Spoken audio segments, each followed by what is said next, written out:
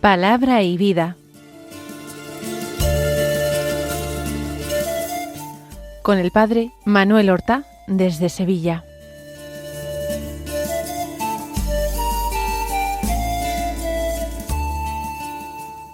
En el nombre del Padre, y del Hijo, y del Espíritu Santo. Amén. Alabados sean Jesús y María. Muy buenos días, queridos amigos, oyentes de Radio María y seguidores del programa Palabra y Vida. Hoy es el viernes anterior a la solemnidad de la Epifanía, un viernes que es 3 de enero. El 3 de enero celebra la Iglesia la memoria del Santísimo Nombre de Jesús. Esta fiesta ya había sido introducida en la Iglesia en el siglo XVIII. Pero después del Concilio Vaticano II, con la reforma del misal, se había suprimido la memoria. Recientemente se ha vuelto a reintroducir.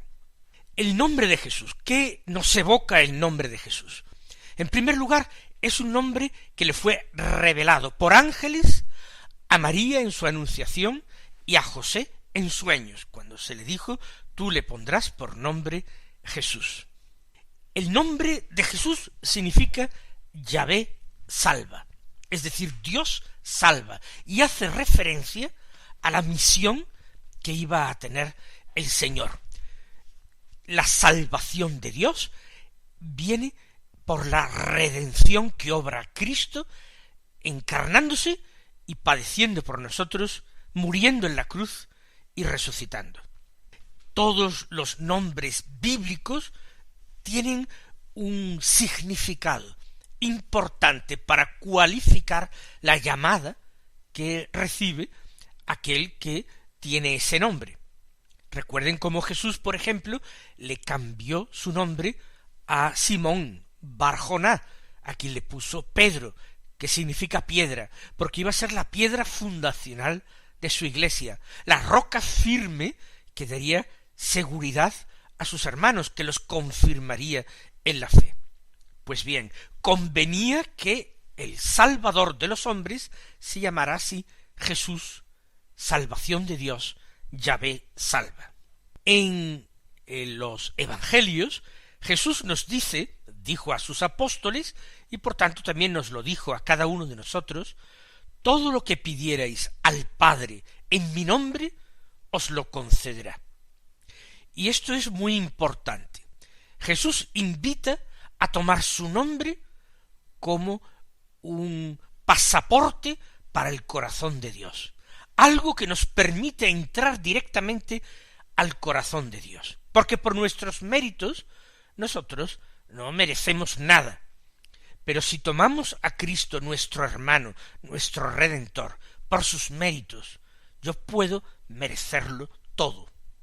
Evidentemente, si pedimos conforme al querer de Dios y a la voluntad de Dios, si pedimos esas cosas buenas, empezando por el don del Espíritu Santo, que es el que quiere Cristo resucitado conceder a sus discípulos. Todo lo que pidierais en mi nombre, os lo concederé. Pero no se trata solamente de la confianza a la hora de la súplica, también se trata de la alabanza, la acción de gracias y la adoración que suscita en nosotros el nombre de Jesús y todo lo que entraña. Así nos dice San Pablo en la carta a los Filipenses, que al nombre de Jesús toda rodilla se doble, en el cielo, en la tierra, en el abismo, y que toda lengua proclame que Jesucristo es Señor, para gloria de Dios Padre. Por tanto, todo el universo, todo lo creado visible e invisible, ya sean los cielos, ya los infiernos, tienen que proclamar la gloria de Cristo. Lo quieran o no lo quieran, deben doblar su rodilla ante Él. El nombre de Jesús nos invita a nosotros a eso, a la adoración, al doblar nuestras rodillas, con respeto, con reverencia, pero también con un amor sin medida. Y también el nombre de Jesús nos invita a la confianza en esa salvación que ha sido ya obrada en nosotros. Es el nombre en el cual nosotros podemos ser salvados. Pues vamos a celebrar esta memoria tan hermosa en el tiempo de Navidad, en que la salvación se haya hecho cercana y tangible en el niño Jesús. Y escuchamos el Evangelio que a continuación meditamos. Seguimos con la lectura del capítulo 1 de San Juan. Hoy los versículos 29 al 34, que dicen así: Al día siguiente, al ver Juan a Jesús que venía hacia él, exclamó: Este es el Cordero de Dios que quita el pecado del mundo. Este es aquel de quien yo dije: Tras de mí viene un hombre que está por delante de mí, porque existía antes que yo. Yo no lo conocía, pero he salido a bautizar con agua para que sea manifestado a Israel. Y Juan dio testimonio diciendo: He contemplado al Espíritu que bajaba del cielo como una paloma, y se posó sobre él. Yo no lo conocía, pero el que me envió a bautizar con agua me dijo: Aquel sobre quien veas bajar el Espíritu y posarse sobre él, ese es el que bautiza con Espíritu Santo. Y yo lo he visto, y he dado testimonio de que éste es el Hijo de Dios. Hemos escuchado el valiente y claro testimonio que da Juan Bautista acerca de Jesús. La predicación de Juan Bautista tiene distintas fases. En primer lugar, Juan Bautista vive en el desierto, en total austeridad, en soledad y silencio. Su primer testimonio es un testimonio mudo de palabras, pero elocuente por los hechos. Esa primacía dada totalmente a Dios. Esa vivencia del primer mandamiento, con exigencia, con ardor, con celo. Eso ya era un testimonio, una predicación sin palabras. Quienes conocieron la vida que llevaba en el desierto tuvieron que sentirse profundamente conmovidos e interpelados. En segundo lugar, Juan empieza a predicar con palabras a la gente que seguramente ya se acerca a él, y él también va a la gente y recorre distintas ciudades, alquerías, aldeas del entorno en que vivía, en el desierto de Judea y cerca del Jordán, y él empieza a pedir la conversión, el arrepentimiento de los pecados y sobre todo el propósito de emprender con la ayuda de Dios una vida nueva, una vida más santa, más coherente, más dócil a los mandamientos, más según el querer de Dios. Pero Juan no deja de estar atento a el querer de Dios, y nos revela en el Evangelio de hoy cómo ha tenido una palabra particular de Dios para que él pudiera identificar al Mesías, porque en su predicación pone en relación indisociable ese cambio de vida, esa conversión que pide con la llegada del Mesías. El Mesías está cerca, está ya el hacha puesta a la raíz del tronco. Dice él: todo árbol que no dé fruto será talado. Es necesaria la conversión. ¿Por qué? Porque está cerca, porque está a las puertas aquel que la Escritura prometía como salvación de Israel. Pues ahora va cambiando, y en un cierto momento, a las preguntas de aquellos enviados de los sumos sacerdotes de Jerusalén, y otras preguntas que le formularía la gente intrigada, él responde que él no es el Mesías, pero también afirma que ya está en medio de vosotros. La revelación se hace más clara y más plena para Juan, y la revelación que a través de Juan pasa para nosotros. En medio de vosotros está aquel que os bautizará con Espíritu Santo y fuego, al que yo no soy digno ni siquiera de desatar la correa de sus sandalias. Ya está en medio. Faltaba en esa predicación, que ha tenido como 3 momentos, 3 etapas, faltaba la última, la definitiva, la que culminará esa carrera profética de Juan. Designarlo, mostrarlo, revelarlo a las gentes. ¿Quién es concretamente el esperado, el Mesías? Y dice el texto que hoy hemos escuchado, que al día siguiente, al ver Juan a Jesús que venía hacia él, exclamó: este es el Cordero de Dios. Jesús parece que había sido bautizado probablemente el día anterior, pero está allí, él no ha abandonado aquel lugar, la cercanía de Juan. Y cuando lo ve venir, hoy, dice: este es el Cordero de Dios que quita el pecado del mundo. Ciertamente, eso quizás no bastaba para convencer a todas las gentes. Muchos no entenderían qué significaban estas palabras. Algunos sí. Los primeros apóstoles son conseguidos por Jesús allá en el Jordán, antes de que la llamada definitiva se produjera a orillas del mar de Tiberíades, del lago de Galilea.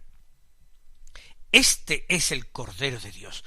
Aquí ha llegado ya el momento definitivo, la culminación del ministerio de Juan. Después de esto, Juan sólo podrá repetir lo mismo hasta el día en que sea hecho preso por Herodes y más tarde sea decapitado por su orden. Este es el Cordero de Dios. Aquí Juan supera a todos los profetas anteriores a él. Él lo había mostrado cercano, ya está en medio de vosotros. Hay que prepararse, ya está aquí. Los profetas los señalaban de una manera lejana. Pero es que Juan llega a decir, no es que está cerca, sino este es. Por eso en la iconografía de Juan Bautista, además de presentarlo vestido de pieles, a veces con un cordero a sus pies, que recuerda el nombre que él aplica al Mesías, el Cordero de Dios. Aparte de eso, a veces se le representa con un dedo extendido, un dedo para señalar, para mostrar. Ese es. La expresión Cordero de Dios tiene que hacer referencia al Cordero Pascual, que es el Cordero relevante en la Sagrada Escritura. Un Cordero que se sacrificaba la noche de la Pascua, se sacrificaba antes para ser comido en la noche de Pascua. Un Cordero macho de 1 año, perfecto, sin mancha ni ningún defecto físico. No se le quebraría ningún hueso. Sería totalmente desangrado antes de ser comido. Y el sacrificio de ese cordero y su comida garantizaba la salvación, la libertad, la vida a los hebreos cautivos en Egipto. Sería la señal de que habían sido ya librados en esperanza del poder de Faraón. Por tanto, cuando Juan dice ese es el Cordero de Dios, está diciendo ese es el que os va a liberar de veras, el que va a obrar esa liberación espiritual perfecta y auténtica. Ese es el que os va a salvar de vuestros pecados. Ese es el que no tiene mancha, es totalmente inmaculado. Y además, según la profecía, no se le quebraría ningún hueso, se derramaría toda su sangre, y además sería recibido, comulgado, comido.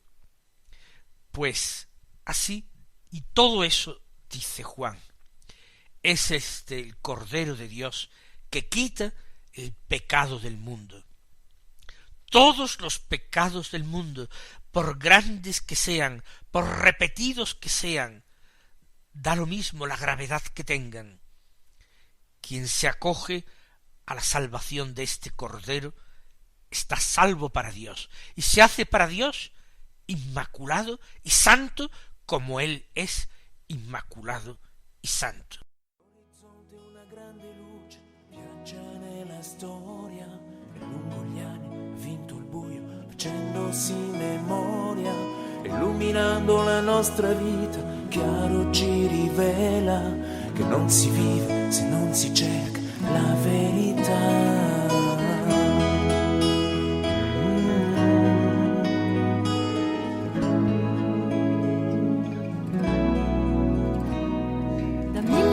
Arriviamo a Roma, sui passi della fede, sentiamo l'eco della parola che risuona ancora da questo muro, da questo cielo, per il mondo intero. E vivo oggi è l'uomo vero, Cristo tra noi, siamo qui,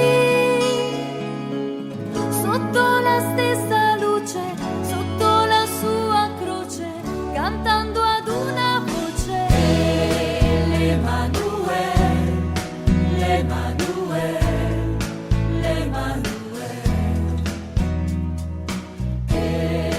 l'Emanuel, l'Emanuel.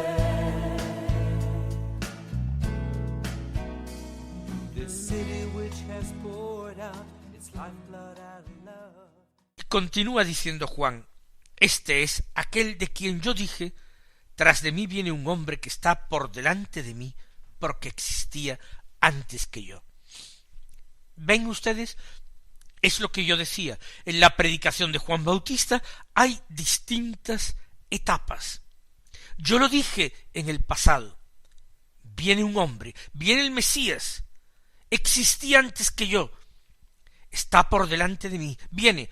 Pues bien, ya ha llegado. Este es el Cordero de Dios. Yo no lo conocía, pero he salido a bautizar con agua para manifestarlo a Israel. Así entiende Juan aquella inspiración divina que le llevó en plena juventud, en plena adolescencia, al desierto. He salido a bautizar con agua, pero para que él sea manifestado a Israel. Abandonó su soledad en el desierto para proclamar el bautismo de conversión, para que él pudiera ser manifestado. Más aún, el comienzo de la actividad pública de Juan Bautista es lo que desencadena que Jesús entienda que ha llegado su hora, y dejando a su madre en Nazaret, parta para el Jordán para encontrarse con Juan, para recibir el bautismo y comenzar su vida pública, su ministerio. He salido a bautizar con agua para que sea manifestado a Israel. Jesús, el Mesías, está esperando esa ocasión, ese momento para manifestarse. Esa era la señal de Dios. Cuando comienza a oírse la voz del precursor, el Mesías tiene ya que preparar su partida, su marcha, su revelación a los hombres.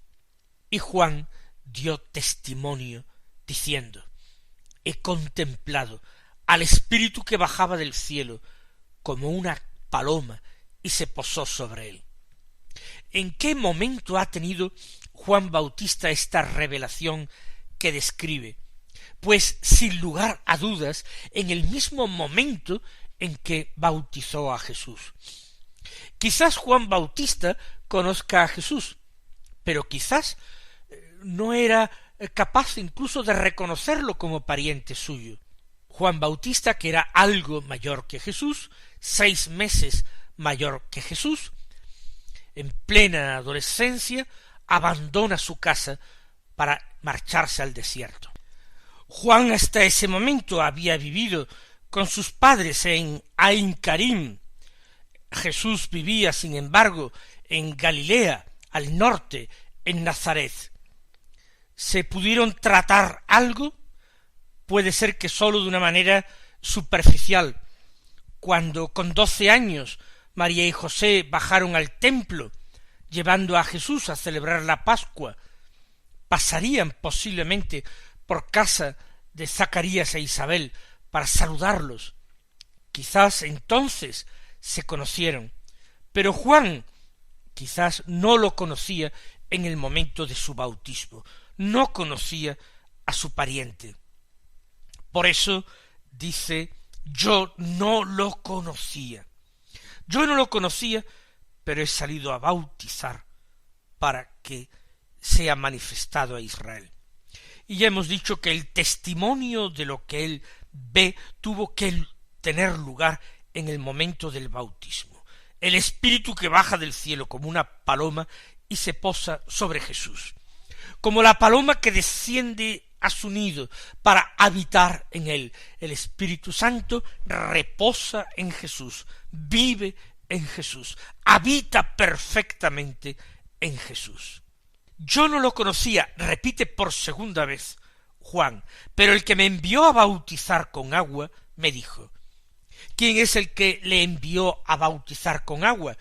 Indiscutiblemente es Dios quien le ha mandado a bautizar.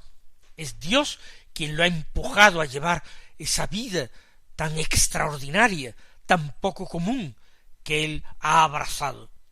El que me envió a bautizar con agua me dijo, aquel sobre quien veas bajar el Espíritu y posarse sobre él, ese es el que bautiza con Espíritu Santo. Juan no puede bautizar con Espíritu Santo, porque él no es el Mesías, porque él no es Dios, y lo proclama con claridad a todo el mundo, con una perfecta sinceridad y humildad. Él no puede bautizar en Espíritu, bautiza con agua, que en el ministerio de Jesús va a convertirse en el símbolo externo, visible, de esa realidad interior e invisible que es el Espíritu Santo. Aquel sobre quien veas bajar el Espíritu. Juan ha aguardado pacientemente ese momento, esa revelación. Y he aquí que en el momento de bautizar a ese que tal vez fuera un desconocido, o quizás se le presentó poco antes diciendo yo soy tu primo, en ese momento él vio aquello que le había sido profetizado, el Espíritu en forma de paloma. Ese es, por tanto, el Mesías. Debió quedar impresionado y conmovido Juan, y deseoso de que a la primera oportunidad a ese Jesús que había vuelto a desaparecer en medio de la multitud, apenas lo volviera a ver, él tendría que dar testimonio de él y señalarlo. Así termina el texto que hoy proclamamos con estas palabras. Y yo lo he visto, y he dado testimonio de que éste es el Hijo de Dios. Porque recibir el Espíritu Santo lo podía recibir cualquier hombre, pero que el Espíritu Santo se quedara a vivir en él como en casa propia, como en nido, eso sólo podía ser el Hijo de Dios. Él os colme de bendiciones y hasta mañana si Dios quiere.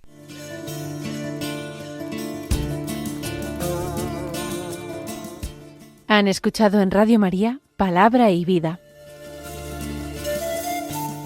un programa que dirige el padre Manuel Horta.